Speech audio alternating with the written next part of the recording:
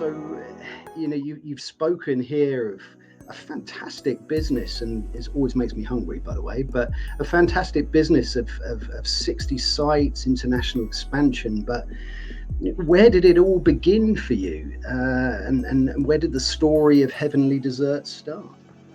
Way back in 2008 is when the business was founded.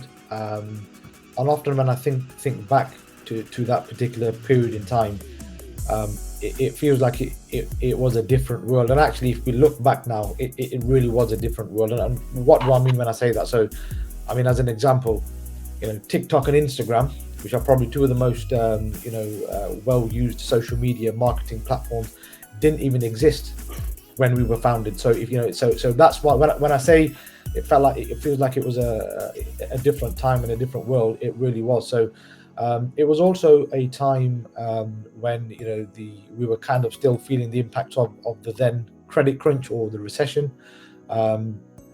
which again was the characteristics of that recession versus the one that we've just kind of come out of or are still in were very different. So that's when we were founded.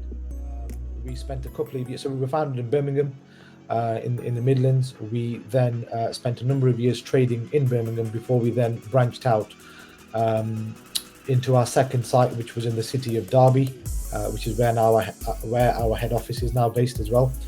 And between sort of 2008 and 2016 is when we saw steady and organic growth. So at this point, we were, not franchising.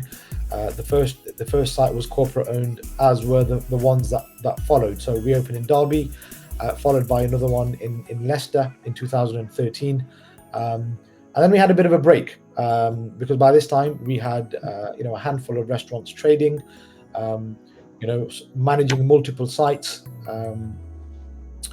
Wasn't a challenge, but it was new to us. So getting the consistency correct in operations, in service, in the food quality, etc., was a journey in itself. So we then went on and opened our final corporate restaurant in Nottingham, again in the Midlands, in 2016. And by the time 2016 came around, the dessert cafe, parlour, restaurant, whatever terminology you want to put to it, started to see some traction. Because when we originally were founded, the concept of a venue that had a menu just dedicated to desserts, open 7 days a week, pretty much 365 days a year, didn't exist, right?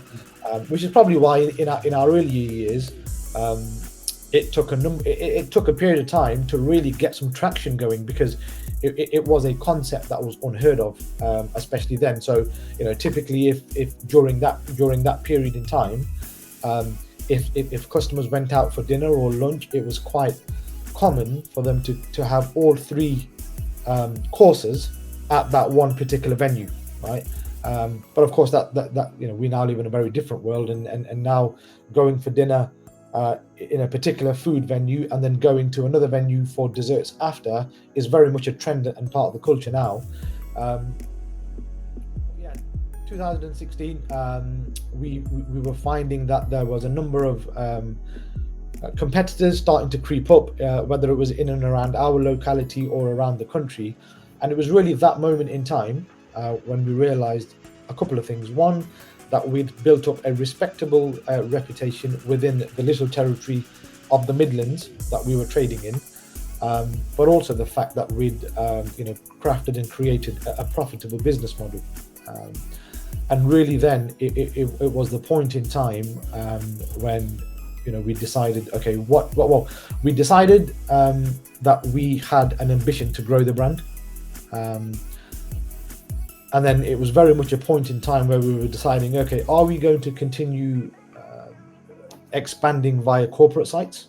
Or actually, are we going to go down the route of franchising? And that was actually an interesting period, because there were lots of internal debates going on. The idea of franchising felt daunting at that particular time, because at that time, when you're a brand owner, your main concern is, right, I've spent all of this time, effort, blood, sweat and tears, building a successful business. and now I'm potentially going to put it into the hands of other operators to grow it. And that at the beginning can seem quite daunting. Yeah, yeah. But then we realized that if we were going to go towards the direction of corporate growth, that would have been a lot more slower, because it would have been dependent upon us raising and investing our own capital. But not only it would have been slower, but there would have been a higher risk because of all our own capital at stake. So lo and behold, after lots of deliberation, we landed on the idea that, look, some of the best brands, whether that be in the F&B space or retail or automotive industry or whatever, some of the best brands in the world were operated as franchises. And then that's when we made the commitment that actually, if we do it right, and we don't take cut corners, and we build our franchise model and our business with the correct foundations, it will be a success. And then that's the journey that we started with. So we made the firm commitment in 2016. By this time we were actually already, Harvey, getting organic inquiries, right, from members of the public who had interacted with the brand as customers. So we were already getting organic inquiries, knocks on the door. Hey, are you franchising? Would you consider franchising? So that was also kind of a bit of a light bulb moment as well. That period. So lo and behold, made the decision in 2016, onboarded our first set of franchisees, and went to market in 2017, which is where we opened our first set of franchise sites. So we opened in Liverpool, Oxford, and Northampton. So in 2017, these were the three new sites we added onto the estate, and they were our first set of franchisees.